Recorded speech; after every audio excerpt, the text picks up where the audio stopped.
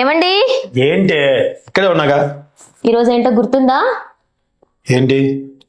అమ్మని అక్కడికి పంపించాలనుకున్నాం కదా, చెప్పారా? అమ్మతో నేను ఎట్లా చెప్తా సంగీత, నా వల్ల కాదు. మీరెప్పుడు చెప్పలేరు, నేను చెప్తా. చెప్తున్నా వెనకే ఉంది. సరే చెప్పేద్దాం, నేనైతే ఫిక్స్ అయ్యాను కదా.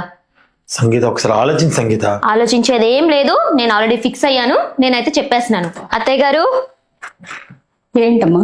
ఇక్కడ మీ వయసు వారు ఉండే ఒక ప్లేస్ ఉంది, అక్కడికి మిమ్మల్ని తీసుకెళ్లి వదిలేస్తాము, బయలుదేరండి. వద్దు, అవసరం అనిక.